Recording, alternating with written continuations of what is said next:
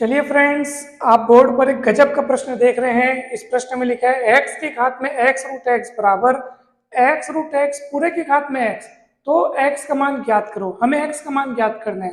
चलिए दोस्तों, जल्दी से इसको सॉल्व करते जाते हैं और देखते हैं कि इसका हल किस तरीके से बनेगा। आपको घातांक के नियम बस क्लियर होने चाहिए, फिर ये क्वेश्चन बहुत इजीली तरीके से बन जाएगा। बहुत सरल तरीके से हम इसका आंसर ला सकते हैं। तो चलिए दोस्तों, देखिए ये x की घात में क्या लिखा है, x रूट x। ठीक है, आपको पता होगा रूट x का मतलब होता है घात में 1/2, x के घात में 1/2। ठीक है, जब जब करनी हो और करनी के में यहाँ पे कुछ न लिखा हो तो करनी का ऑर्डर 2 समझना चाहिए। अगर कुछ न लिखा हो तो ऑर्डर 2 समझना चाहिए।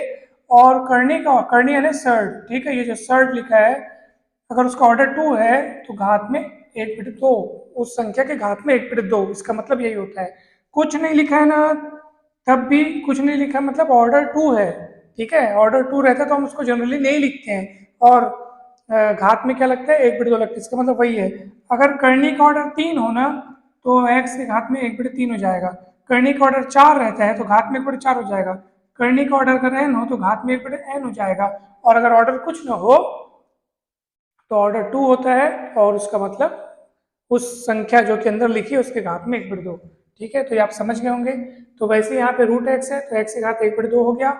और इधर देखो वही x हो गया इंटू x के घात में क्या हो जाएगा, 1/2। रूट है ना, तो रूट का मतलब घात में 1/2 और पावर में x हो गया। अब आप देखेंगे कि यहाँ पर तो ये x इंटू है और यहाँ पे x की घात 1 है और यहाँ पे x की घात 1/2 है और ये दोनों आधार समान है और बीच में गुणा है तो घातें क्या होंगी, जुड़ जाएंगी। तो x की घात में 1 और 1/2 जुड़ जाएंगे। तो 1 और 1/2 जुड़ करके कितने हो जाएंगे, 3/2। 2 1 कम 2 और 1 3/2। तो ये x की घात हो जाएगा 3/2। ठीक है ना, बहुत सरल है, घबराना नहीं है, बनते जाएगा। चलिए उधर भी सेम टू सेम, ये आधार समान है, बीच में गुणा का चिन्ह है, आधार समान है तो घातें क्या हो जाएंगी, जुड़ जाएंगी। तो 1 और 1/2 जुड़ करके क्या हो जाएगा, 3/2। और पूरे पावर में कौन है, x है। तो चलिए अब आगे बढ़ते हैं। x की घात में 3/2 और यहाँ पे फिर वही हुआ कि घात के ऊपर घात रहती है तो घातों का आपस में गुणा होता है सर। तो x की घात में 3/2 गुणित x यानी 3x/2। ठीक है, 3x/2 या 3/2x, जैसा भी आप सोचो। ठीक है, देखो 3/2x लिखने का मतलब वही है 3x/2, दोनों एक ही बात है। x अगर बीच में लिखा है चाहे ऊपर लिखा है मतलब एक ही है, लेकिन नीचे लिख दोगे तो वो अलग चीज हो जाएगा। ठीक है, नीचे लिख दोगे तो अलग चीज हो जाएगा। बीच में लिखा है मतलब वो ऊपर वाले के साथ ही गुणे में लिखा है, ऐसा सोचना है। ठीक है आपको, तो गुणा हो जाएगा तो 3x/2 हो गया ये। अब देखो ये दोनों पक्ष बराबर है, मतलब बीच में देखो बराबर का चिन्ह लगा है और दोनों पक्षों में घातांक की चीजें लिखी हुई हैं जिनमें आधार बराबर है। इस यहाँ पे भी आधार में x दिख रहा है, यहाँ पे भी आधार में x दिख रहा है, बीच में बराबर है। तो ऑब्वियस सी बात है कि अगर आधार बराबर है तो घातें भी क्या होंगी, बराबर होंगी। अगर ये पूरी की पूरी संख्या, ये देखो ये दोनों पक्ष आपस में बराबर है ना, और नीचे नीचे वाला यानी कि आधार बराबर है ना, तो घातें भी आपस में बराबर होंगी। घातों के आपस में हम लोग क्या कर लेंगे, तुलना कर लेंगे। तो क्या हो जाएगा, आप लिखेंगे दोनों पक्षों में आधार बराबर है अतः घातें भी आपस में बराबर होंगी। क्योंकि दोनों पक्ष आपस में बराबर हैं तो आप तुलना कर लो, घातों की तुलना कर लो, घातों की तुलना कर लो। ये कैसे हुआ बताऊं, इसके लिए हम लोग पढ़े हैं बचपन में, a की घात x बराबर a की घात y। तो क्या हो जाएगा, अब देखो आधार आधार बराबर है तो घातें भी क्या होंगी, बराबर होंगी। तो क्या हो जाएगा, x बराबर y। ये वाला सूत्र आप लोग याद रखो। अगर a की घात x बराबर a की घात y है तो x बराबर y हो जाएगा। आधार बराबर तो घातें भी बराबर होंगी। तो वैसे ही यहाँ पे घातों की तुलना करके उनको बराबर करो तो x की घात 3/2, ठीक है, और बराबर क्या हो जाएगा 3x/2। सीधी सी बात है।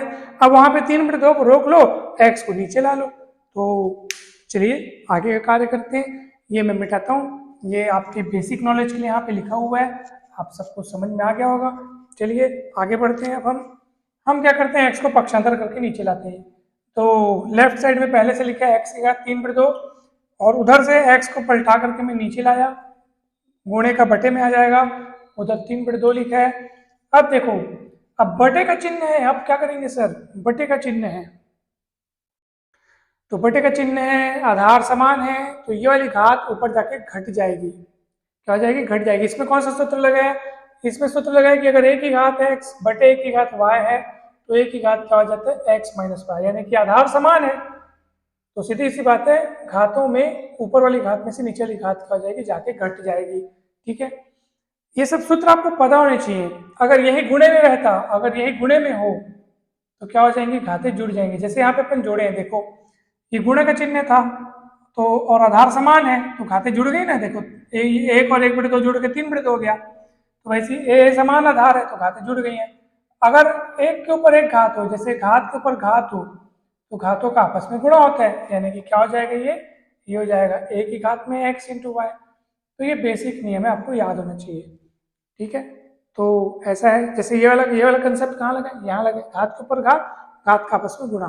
ठीक है, अब हम कौन सा नियम लगाने वाले हैं यहाँ पे, ये वाला, आधार समान है तो घातें आपस में क्या हो जाएंगी, घट जाएंगी, नीचे वाली घात ऊपर जाके घट जाएगी, तो x की घात 3/2 - 1 और बराबर के उस पर क्या लिख रहे हैं, 3/2, तो 3/2 मतलब होता है 1.5, 1.5 में एक जाएगा तो क्या बचेगा, आधा बचेगा। आप एलसीएम निकाल के भी हल कर सकते हैं, 2 × 2 और 3 - 2/2 यानी कि 1/2, तो ये हो गया और ये 3/2 हो गया।